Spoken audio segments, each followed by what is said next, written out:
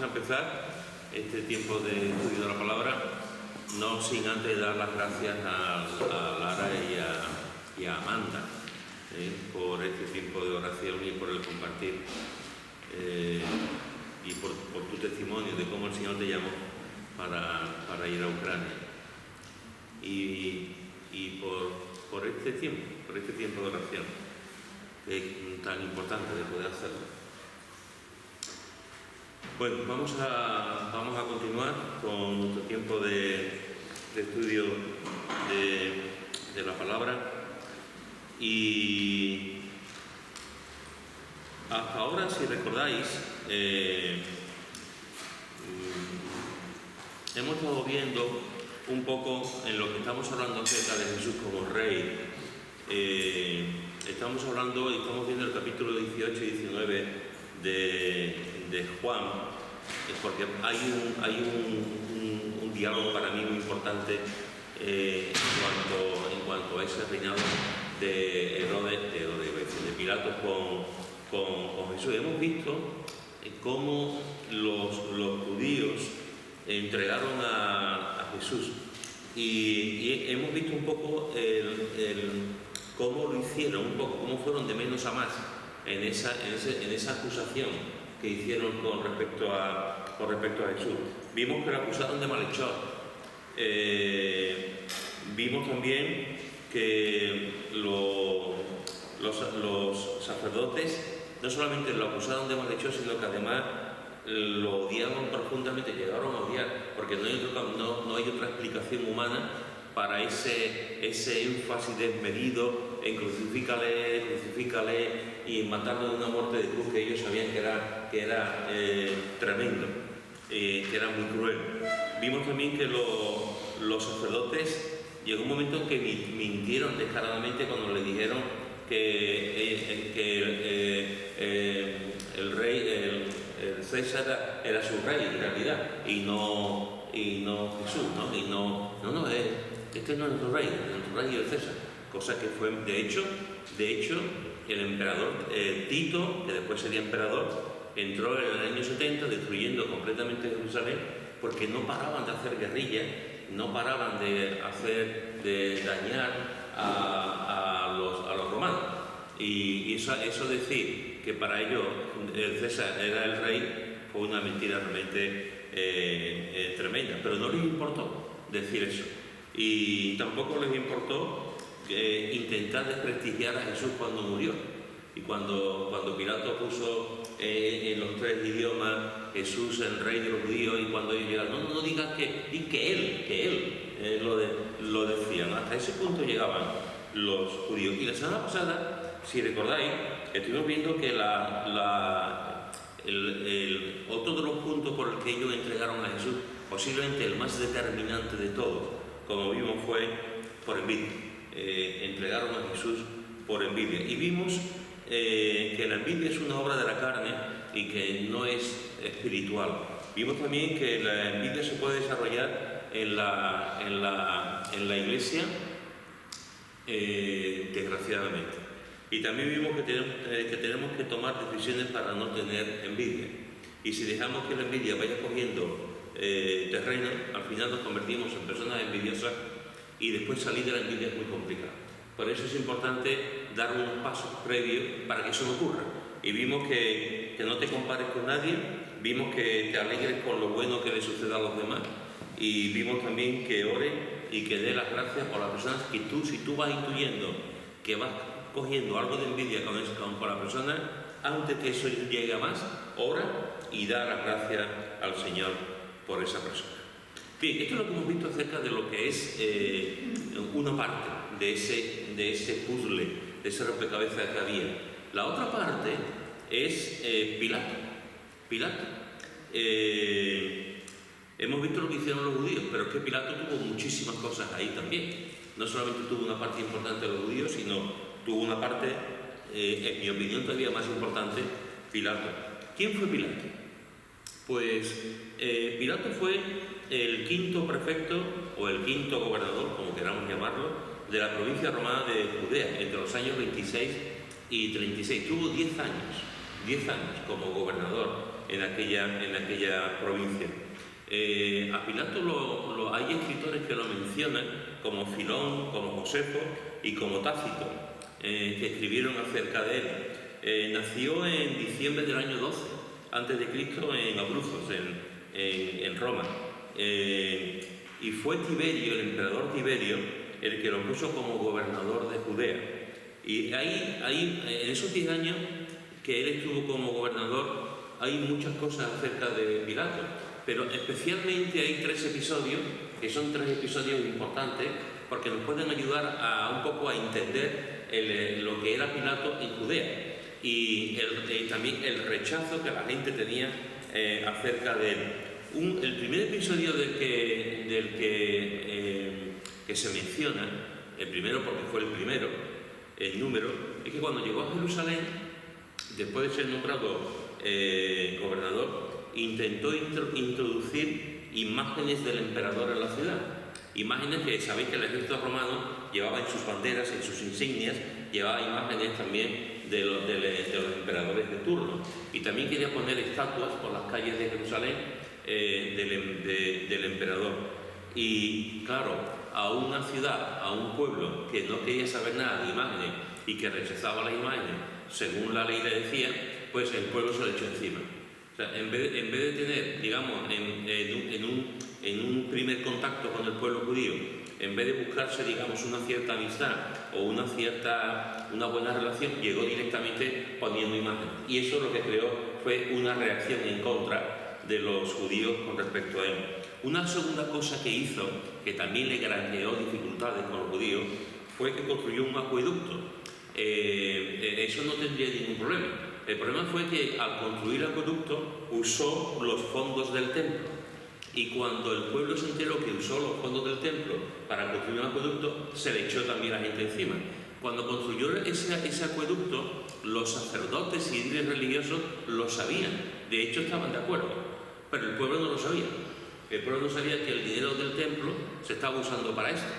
Y cuando el pueblo se enteró de que se estaba usando el acueducto, se estaba construyendo un acueducto para traer agua con el tesoro del templo, el pueblo se rebeló contra él y contra los líderes religiosos hebreos que lo estaban permitiendo.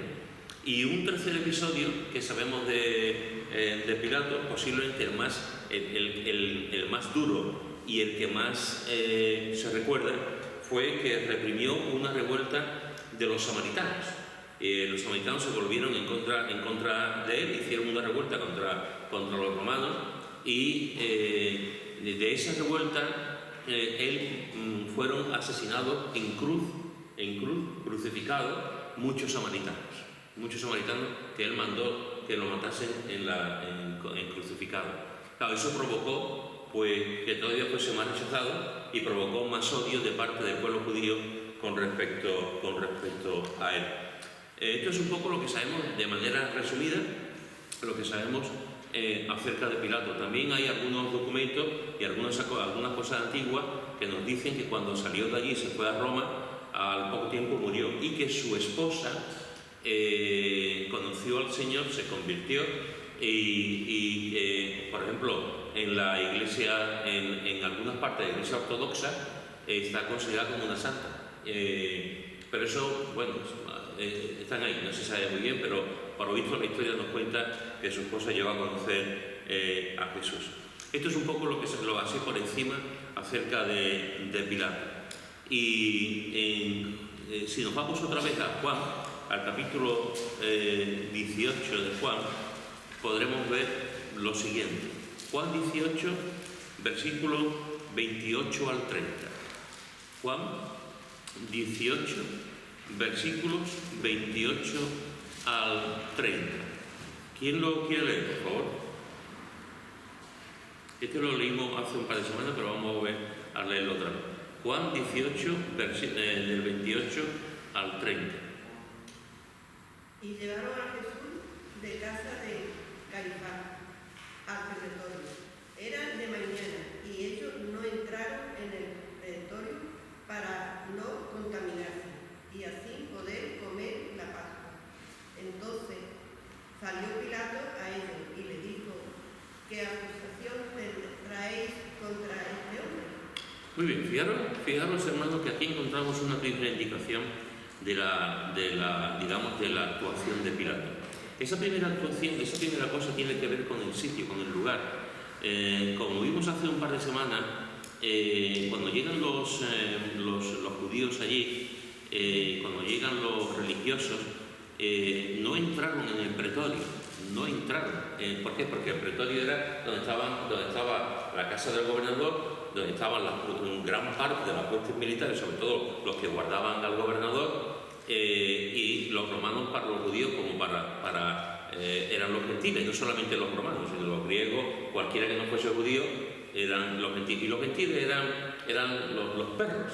Los gentiles no querían saber nada, los gentiles no querían saber nada con aquellos que no eran gentiles. Y se negaron a entrar en el pretorio, porque estaban los romanos, evidentemente. Sin embargo, fijaros que dice que para no contaminarse y así poder comer la Pascua, ¿qué es lo que hace Pilato? Pues Pilato lo que hace es que sale a ellos. Y les dice: ¿qué acusación traéis contra este hombre? Ellos no entran en el pretorio para no contaminarse. Sin embargo, Pilato sale a ellos, va a ellos. Es decir, ellos no entran, pero Pilato sale para hablar con ellos. ¿Esto es una tontería? ¿Esto es significado? ¿Actuó sabiamente ahí Pilato? ¿Actuó, digamos, un poco inocentón? ¿Tendría que haber salido él? ¿O de alguna forma decir: no, este es mi sitio y ustedes tienen que entrar aquí? ¿Qué pensáis? ¿Actuó bien? ¿Actuó mal? ¿Actuó con prudencia? ¿Qué pensáis? Actuó para que no arpara de los, para que no se enfadara de nosotros. Haciéndole la cama al enemigo. Haciéndole la cama. Muy bien. ¿Alguien más? En un principio esto es una tontería. Porque tú dices, bueno, de hecho se puede ver hasta bien. Porque tú dices: yo soy el gobernador. Estos que son los responsables y son los que llevan a los judíos en el plano religioso, incluso en el poder cívico también, hasta donde los romanos le dejaban, pues voy a hacer un acto, digamos, de cierta... de cierta benevolencia con ellos, y ya que ellos no entran, voy a entrar yo. Incluso se puede ver con cierta sabiduría. El hombre era como si se quería congraciarse con ellos, pero también tenía otra parte, que era que mostraba su debilidad. En aquella época, igual que hoy, o sea, en aquella época, cuando un gobernante mostraba su debilidad, la gente sabía ya cómo acercarse a él. Cuando un gobernante mostraba firmeza en su conducta, era más complicado que cambiara de opinión. En este caso, él es el que sale a hablar con ellos. Creo que en un principio el hombre lo hace bien en ese sentido, de querer no crear un problema. Vamos a hablar, no, vosotros no queréis entrar, yo voy a entrar. Pero de alguna forma, en su personalidad, ya se ve como alguien que de alguna forma quiere quedar bien. Y muestra una cierta debilidad, a mi entender, una cierta debilidad y una falta de autoridad. Aunque puedo entender que alguien diga: bueno, no, es que también él actuó con cierta inteligencia para llegar a un acuerdo con ellos. Bien, después dice en el versículo 29: entonces salió Pilato a ellos, que es lo que estamos hablando. Salió Pilato a ellos y les dijo: ¿qué acusación traéis contra este hombre? ¿Qué acusación traéis contra este hombre? Y después dice, en los versículos 31 y 32, dice el 30: respondieron y le dijeron: si este no fuera malhechor, no te lo habíamos entregado, que lo hemos visto ya. Y entonces les dijo Pilato: tomadle vosotros y juzgarle según vuestra ley. Y los judíos le dijeron: a nosotros no nos está permitido dar muerte a nadie. para que se cumpliese la palabra que Jesús había dicho, dando a entender de qué muerte iba a morir.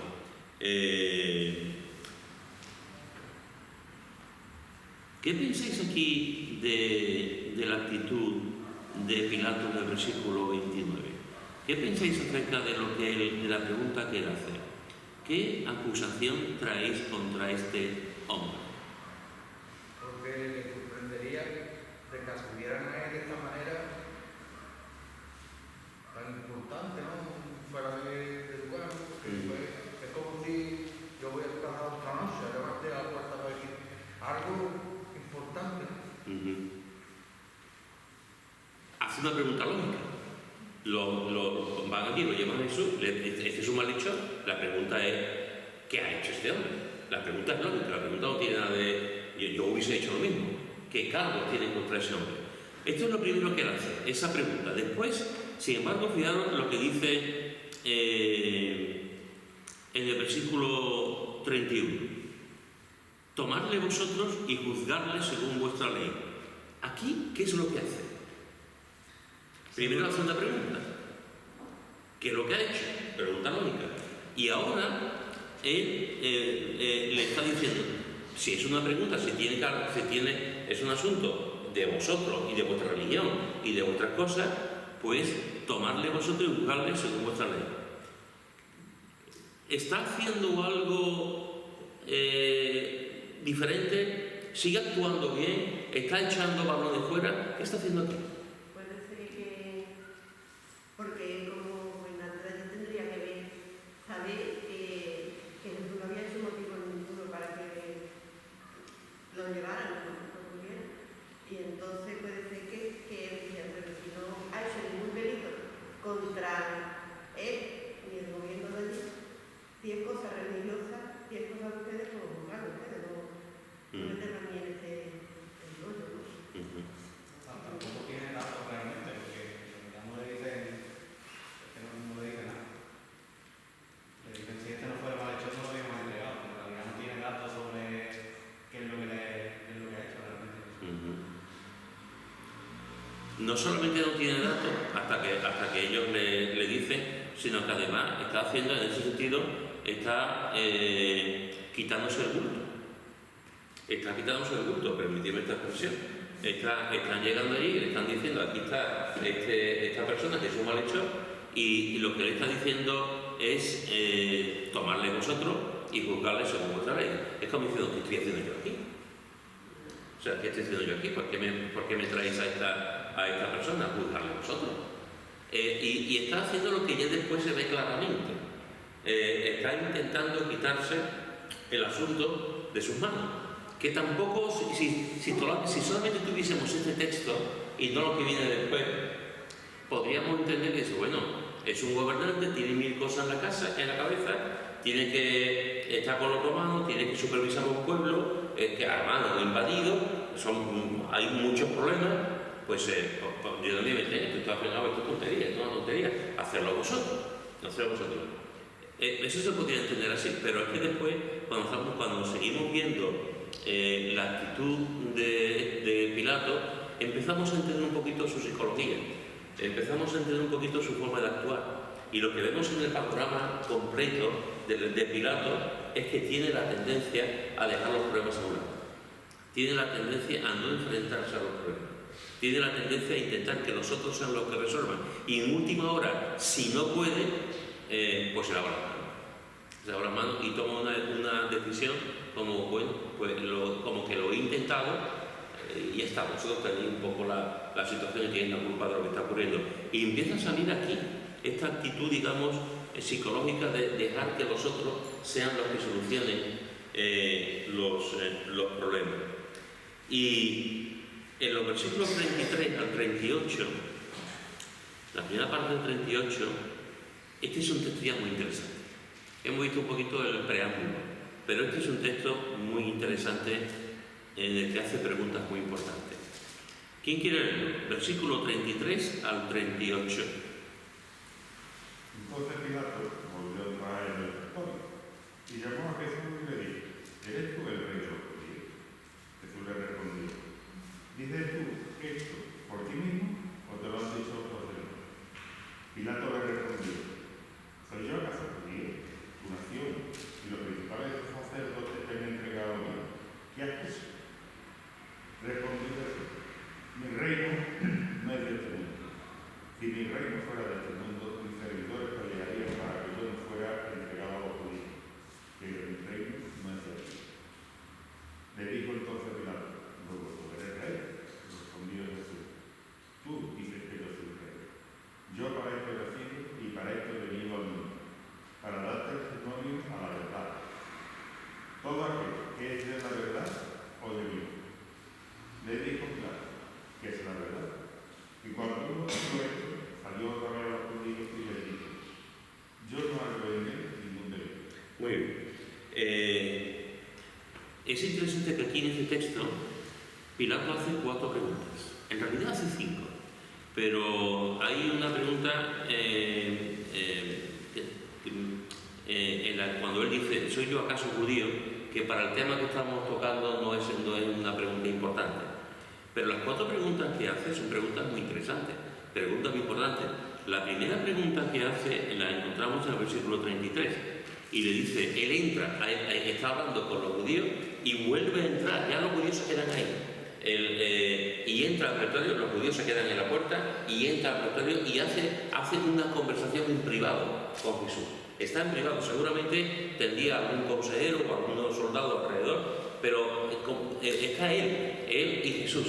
Ya no están los sacerdotes, ya no están los religiosos ahí, solamente están ellos. Entra al pretorio y empieza esta labor, digamos, de investigación acerca de la persona que tiene que juzgar, acerca de Jesús. La primera pregunta la encontramos en el versículo 33. ¿Eres tú el rey de los judíos? ¿Eres tú el rey de los judíos? Perdona, Pedro, a mí con esta pregunta me da la sensación, porque cuando Pilato sale del pretorio a atender a los judíos que lo traen, él pregunta: ¿qué delito trae contra él? Y ellos le dicen: si no tuviera ningún delito no te lo hubieran traído. Y con la pregunta que hace ahora, a mí me da la sensación que Pilato ya está informado. Él tenía ya noticia de lo que Jesús, de su ministerio allí, de todas las masas que movía, porque no pone que le hubieran dicho que no fue. Esto es una suposición mía. Pero a mí por esa pregunta me da a entender que Pilato ya estaba informado y sabía de la vida de Jesús, de lo que estaba haciendo, de los sanamientos, de los milagros, de todo eso. Yo creo que él lo sabía, y más con el movimiento de masas que había alrededor de la ciudad. Entonces yo creo que con esa pregunta, claro, ¿eres tú el rey de los judíos? A lo mejor había llegado fluido, porque ahí no pone que los que lo llevaban para acusarlo se lo habían dicho a Pilato. Porque cuando él preguntó qué traes para él, pues dice: es que se proclama el rey de los judíos. Ellos dijeron: si no traemos delito no te lo hubiéramos traído. Entonces cuando le pregunta: ¿tú eres el rey de los judíos?, es porque él ya había oído posiblemente que se proclamaba el rey de los judíos. Me da esa sensación. No, y te da posiblemente. Jesús era muy conocido. Jesús era muy conocido. De hecho, había miles de personas que lo habían seguido. Había dado de comer a miles de personas. Jesús era muy conocido. Y había estado en Galilea, había estado en Decápolis, había estado en muchísimas partes y había hecho milagros. La gente lo había, como lo habían seguido como un futuro líder político que iba a sacar, pues sí, posiblemente la novedad posiblemente sería que por fin lo conocía,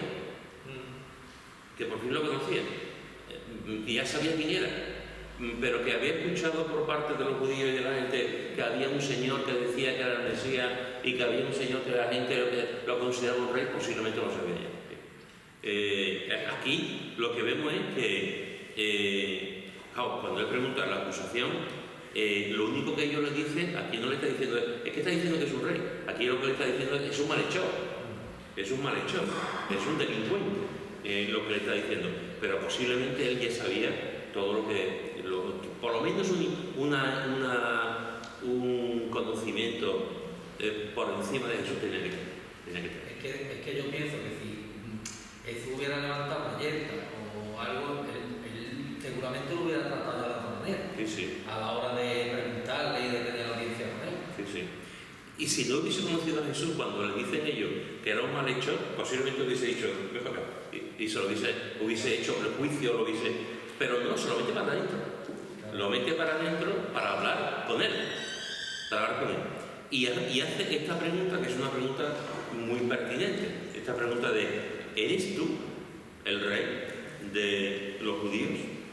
Y Jesús le responde, ¿dices tú esto por ti mismo o te lo han dicho otros de mí? Que tiene que ver con lo que Pepe estaba diciendo. O te lo han dicho otros de mí. Esa es la primera pregunta. ¿Eres tú el rey de los judíos? La segunda pregunta, bueno, que yo soy acaso judío como vas a verlo, pero para mí otra de las preguntas más importantes es, versículo 35, tu nación y los principales sacerdotes te han entregado a mí. ¿Qué has hecho? ¿Qué has hecho? Quiere usarlo de su boca. ¿Qué has hecho?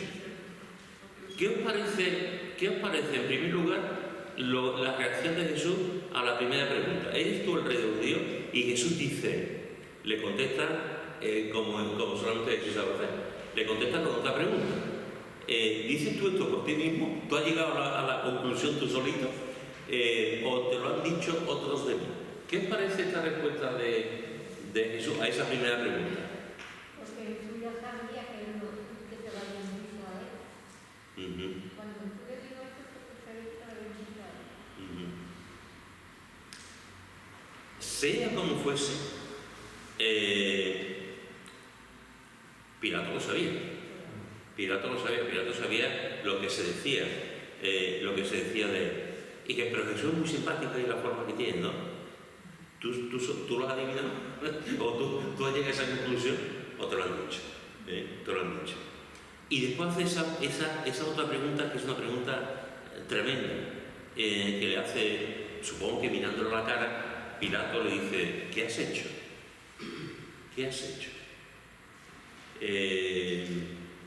¿Qué has hecho?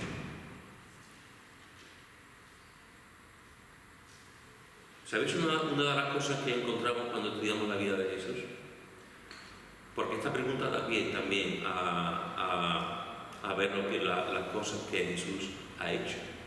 Si nos vamos al último capítulo del libro de Juan y al último versículo del Evangelio de Juan, leemos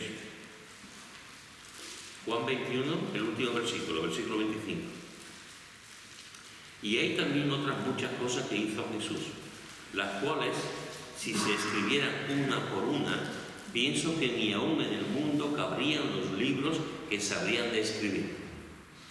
Fijaros, hay otras muchas cosas que hizo Jesús, las cuales, si se escribieran una por una, no habría libros para poder escribir. Y cuando escribe el libro de los Hechos, vuelve a repetirlo.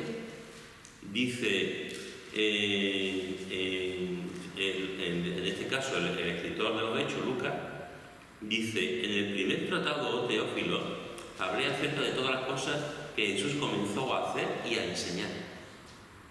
A hacer y a enseñar. Ese tratado que Jesús está hablando, que Lucas está aquí hablando, como todos sabemos, es el Evangelio de Lucas. Y el Evangelio de Lucas está describiendo un montón de las cosas que Jesús hizo. Y en Lucas se retrotrae a lo que le ha escrito antes en ese Evangelio. Pero es interesante que Lucas está diciendo todo lo que ha hecho Jesús y el Evangelio de Juan termina exactamente diciendo que no habría en todo el mundo un libro para escribir lo que Jesús ha hecho. ¿Tenemos todo el conocimiento de Jesús en los Evangelios? No. Por lo que está diciendo aquí, no. Tenemos una parte de la vida de Jesús, pero no conocemos todo lo que Jesús hizo. Igual que tampoco conocemos todo lo que hizo Abraham, o todo lo que hizo David, o todo lo que hizo Nehemías. No lo sabemos.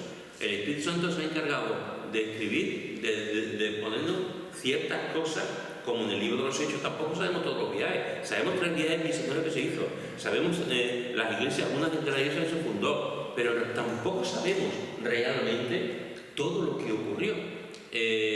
La Biblia nos habla de la importancia de Jesús, de las cosas que Jesús hizo, pero no nos dice todas las cosas que Jesús hizo. porque si se escribiera, no habría libros, no habría páginas para poder escribirlo. ¿Qué sabemos acerca de la infancia de Jesús? Pues relativamente poco. Tú te pones a mirar los evangelios, solamente hay 2 evangelios que hablan un poco de la infancia de Jesús, que nos hablan de su nacimiento, que nos hablan de cuando vino los magos, que nos hablan de cómo se revela a María y a Zacarías y a Elizabeth que van a ser Juan el Bautista. Sabemos un poco que a los 12 años él se pone a hablar con los doctores de la ley, pero en comparación con el resto de la vida de Jesús, ¿qué sabemos de Jesús hasta los 30 años? Yo creo que lo que han escrito, lo que ha dejado escrito es para preguntar de nosotros, lo que tenemos que saber. Ya, evidentemente. Todo lo que está escrito es para nuestra edificación y nuestra enseñanza. Eso es lo que el Señor ha hecho.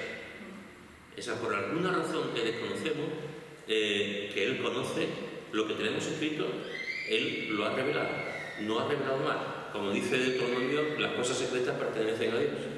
Y Dios nos ha revelado algo de lo que Jesús ha hecho, pero no todo. Hay algunas historias apócrifas de Jesús cuando era niño, algunas cosas, pero en realidad son apócrifas, son leyendas de cuando Jesús era pequeño, pero en realidad no sabemos.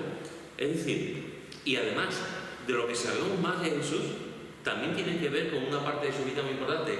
Sabemos más de Jesús cuando entra en Jerusalén, la semana de pasión que conocemos, la semana que está antes de ir a la cruz, de esa semana es la que más se habla. De esa semana, de esos 7 días, es de lo que más se habla, en proporción a los evangelios. Por lo tanto, fijaros que cuando vemos los evangelios nos dicen muy poco, suficiente para nosotros, que nos hablan de Jesús como niño, apenas nos dan algún dato de su juventud, con 12 años nada más, que tampoco propiamente es un joven, con los doctores de la ley, y ya no sabemos nada acerca de Jesús hasta los 30 años. Algunos autores llaman a esta época la época desconocida, la época desconocida de Jesús, la época anónima. ¿Qué hizo Jesús en todo este tiempo? Pues no lo sabemos. ¿Sabemos todo lo que Jesús hizo desde los 30 hasta los 33? ¿Lo sabemos todo? Pues tampoco. Sabemos algunos de los milagros que hizo, pero podía haber hecho más. Sabemos algunos de las conversaciones que tuvo, pero podía haber tenido más conversaciones. Sabemos que se dirigió a niños, que se dirigió a mujeres, que hizo muchas cosas, pero no lo sabemos todo. Y el Evangelio de Juan, el evangelista Juan y Lucas nos lo dicen también. Hay muchas cosas que se han escrito que no están. ¿Eso qué significa? Pues significa que lo que el Señor Jesús hizo es de tal relevancia, de tal importancia, que no habría en este mundo libro suficiente para escribir las cosas que se hizo. La palabra de Dios, lo que el Espíritu Santo ha hecho ha sido ir directamente a donde hoy, directamente a lo que tenemos que aprender nosotros, lo que tenemos que ver nosotros. Los hechos, digamos, sobresalientes de la vida de Jesús, teniendo en cuenta que también seguramente hubo muchos elementos sobresalientes que no están registrados. Pero Jesús hizo esa pregunta de Pilato a Jesús: ¿qué has hecho? Es una pregunta muy importante, porque Jesús ha hecho mucho. No solamente lo ha hecho en el tiempo que estuvo, sino lo que ha hecho en ti y en mí, lo que ha hecho en nosotros, cómo nos ha cambiado, cómo nos ha transformado, cómo nos ha dado la vuelta como un calcetín, cómo realmente Él ha hecho una cosa que a mí me maravilla. Es como después de 2000 y pico de años, Jesús sigue siendo predicado, enseñado, amado, la gente sigue muriendo por Él, la gente se sigue sacrificando por Él, la gente sigue creyendo a rabiar en Él, y sin embargo otros personajes, otra gente desaparecen del mapa. Sin embargo, Jesús sigue siendo completamente actual. Porque Él sigue vivo. Amén. Porque Él sigue vivo. Porque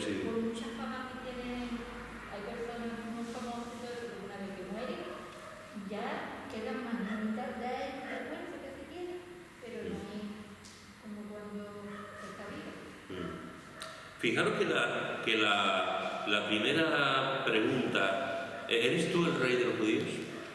La segunda pregunta, ¿qué has hecho? ¿Qué has hecho? Y por cierto, Jesús solamente hizo el bien, no hizo ningún mal, solamente fue haciendo el bien por donde iba. La tercera pregunta la encontramos en el versículo 37.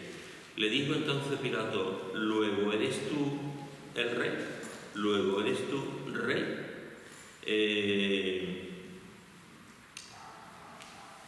¿Por qué hace esta pregunta Pilato?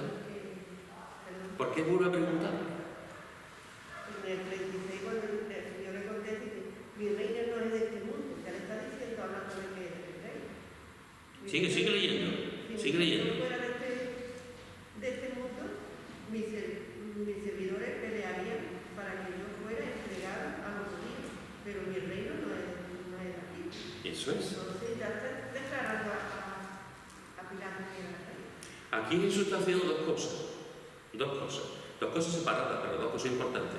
Por una parte, Jesús le está diciendo, efectivamente, lo que está diciendo Jesús, pues está diciendo: mi reino de este mundo. Solamente decir mi reino ya se está declarando que tiene un reino. Ya es de sentido común, mi reino. Lo que pasa es que él no dice mi reino es de aquí. Yo tengo lo que él dice, y a los oídos de Pilato, mi reino de este mundo. Si mi reino fuera de este mundo, mis servidores pelearían para que yo no fuera entregado a los judíos. Pero mi reino no es de aquí. Es decir, yo estoy hablando de un reino, pero no es de aquí, no es de la tierra. Y Pilato está escuchando. Y lo que Pilato está escuchando como buen político, lo que está escuchando es mi reino. Lo demás lo vi un poco, lo demás lo quita un poco. Pero mi reino. Y él, al escuchar, aunque no sea de este mundo, que le tendría que haber sonado a chino, a Pilato, aunque no sea de este mundo, está diciendo es mi reino. Y Pilato le vuelve a preguntar lo que ya le preguntó antes, le vuelve a preguntar: entonces, tú me estás hablando de un reino, eres tu rey. Eres tu rey. Y Jesús se lo ha dicho muy claro. Pero no lo entiende. Mi reino no es de este mundo. Si mi reino fuera de este mundo, mis servidores pelearían por mí, estarían ahí peleando por mí, para que yo no fuera entregado a los judíos. Y es interesante la respuesta de Jesús cuando le hace esta pregunta. Tú dices que yo soy rey. Yo para esto he nacido y para esto he venido al mundo, para dar testimonio a la verdad. Tú dices que yo soy rey. Es interesante porque yo creo que aquí está viendo Pilato a Jesús, y yo creo que en el interior de Pilato, cuando le dice Pilato: yo tengo un reino, pero no de este mundo, y no tengo unos soldados, yo creo que Pilato se queda mirando a Jesús. A mí me da la impresión, yo estoy allí y se queda mirando a Jesús, y yo creo que Pilato diría: este hombre no viste como un rey. Este hombre no viste como un rey. Este hombre no tiene la ropa que yo tengo. Este hombre no tiene ni soldados. Yo estoy rodeado de soldados. ¿Y este hombre, dónde están estos soldados? ¿Dónde están los soldados de este rey?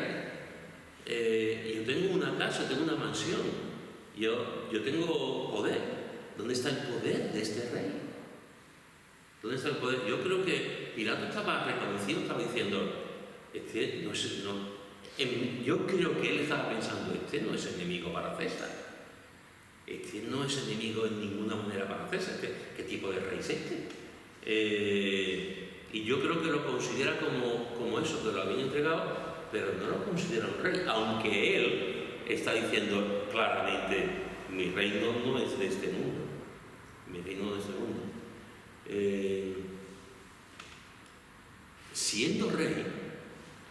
Siendo rey, Jesús vivió como un siervo.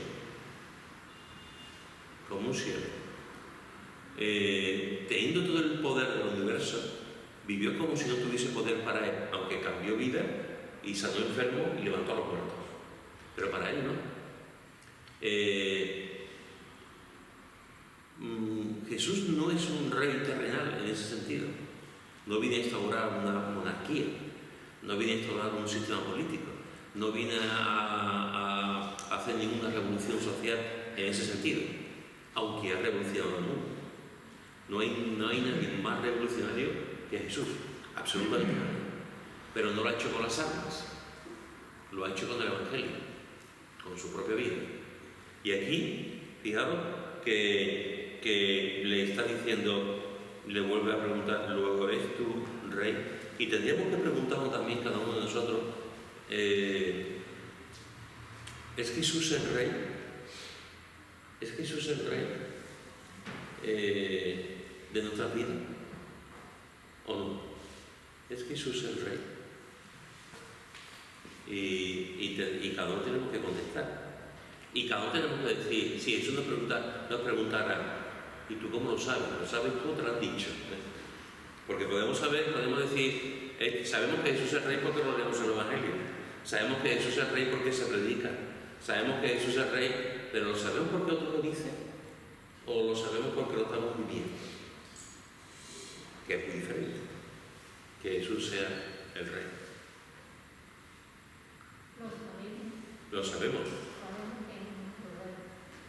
Pero a veces por más que lo olvidamos. Pero sabemos porque Dios no miente, no lo tiene dicho. Ya. La cuarta pregunta, y aquí lo vamos a dejar, la cuarta pregunta que Jesús hace es, dice en el versículo 37, todo aquel que es de la verdad, oye mi voz. Todo aquel que es de la verdad, oye mi voz. Y Pilato le pregunta. Para mí lo pregunta de una forma muy pertinente. Jesús acaba de decir todo lo que es de la verdad. Es como si ahora Jesús le pregunta, él le ha dicho, ¿tú eres el rey de los judíos? ¿Tú qué has hecho? Y vuelve a preguntar, ¿tú eres el rey de los judíos? Y ahora, ante lo que Jesús le está diciendo, todo aquel que escucha la verdad. Y Pilato le dice, claro, yo. ¿Y qué es la verdad? ¿Y qué es la verdad? Esa es una pregunta tremenda. ¿Qué es la verdad? La semana que viene vamos a continuar con esto. ¿Qué es la verdad? Pero déjame preguntarte solamente dos cosas. ¿La verdad es absoluta o no? ¿Hay una verdad o hay muchas verdades? Yo creo que hay una verdad. Una verdad. A mí no me puede. Muy bien. Si hubiese muchas verdades, ¿eso qué significaría? Que todos estamos equivocados. La verdad es. Sí, pero estamos en un mundo donde la verdad se ha cambiado, se ha manipulado, y hoy en día la gente no está hablando de la verdad, está hablando de tu verdad y de mi verdad. Entonces, en un mundo postmoderno, como lo que estamos viendo, donde se ha cambiado, antes el concepto de la verdad era, esto es inmutable, la verdad es la verdad, aquí en Pekín. Hoy en día no. Hoy la gente dice, esta es mi verdad, y la gente te mira los ojos y te dice, no, esa es la tuya, yo tengo mi verdad. Y eso cómo se puede estar, porque nos están diciendo que ya no hay una verdad absoluta, hay muchas verdades. Si no hay una verdad absoluta, ¿a qué nos agarramos? ¿En qué confiamos? ¿Qué hacemos? Porque si hay tantas verdades, por definición, si hay muchas verdades, muchas tienen que ser mentiras. Va a ser pillado en cuenta, ¿no? Eso es. Si hay muchas verdades, es imposible que haya muchas verdades, porque se excluyen una cosa con la otra. Es imposible que haya muchas verdades. Pero es lo que nos están vendiendo, es lo que nos están diciendo, que hay muchas verdades en lo religioso, en la filosofía, en la forma de entender la vida. Que tú quieres adorar a una tortuga, adorar a la tortuga, es tu decisión, es tu verdad. Adora a la tortuga. Yo no soy nadie para decirte que adores a la tortuga. Tú quieres adorar a la tortuga. Y eso es lo que se nos está diciendo. Lo que nos está diciendo hoy en día no tienes nada, no tienes algo seguro para agarrarte, porque no hay una verdad absoluta, hay muchas verdades y cada uno coge lo que quiere. Eso significa que si cada uno coge lo que quiere, lo que significa de verdad es cada uno vive como quiere. Pero hay muchas verdades, pero solamente la verdad que dice Jesucristo es la verdadera. Porque Él es el único que ofrece salvación y vida eterna. Las demás te pueden ofrecer miles de cosas, pero la salvación y la vida eterna solamente de Jesucristo. Amén. Amén. Por eso es que dijo al Pilato, yo he venido a este mundo para decir la verdad, porque se ve que tiene y él no viene a explicar o a decir la verdad, que no es la verdad. Sí. Es un Dios por la verdad. Una segunda, y con esto voy a terminar, porque la semana que viene veremos lo que es la verdad y quién es la verdad. Hemos hablado, ¿es importante hoy, hay una verdad absoluta o todo es relativo? Una segunda pregunta relacionada con esto sería, a la gente del siglo XXI, a los que nos rodeamos, ¿a la gente le importa la verdad? ¿O no le importa la verdad? Le importa su verdad. Le importa su verdad. Y disfrazarla. A ver, explica eso. No sé, yo por ejemplo, que tú crees en Dios, el único Dios verdadero, por ejemplo Jesús, y dice, será tú Dios, no es mío. Ya. Y disfrazarlo, ¿no? Una frase. Efectivamente, hay gente en el que, porque una cosa venía con otra, no hay verdades absolutas, por lo tanto a la gente no le importa la verdad absoluta, no le importa la verdad, no le importa la verdad. La gente prefiere mirar para otro sitio y como en el tiempo de los jueces, cada uno hacía lo que bien le parecía. Pues yo al tener mi verdad, si mi verdad, mirad, ¿cuál es el orden de Dios para el matrimonio? Hombre y mujer. Hombre y mujer. Es el orden de Dios, inmutable. Hoy en día, ¿qué se nos está vendiendo? Pues nos está vendiendo que, bueno, esa es tu verdad, pero tú puedes estar un hombre con hombre, o puedes estar mujer con mujer.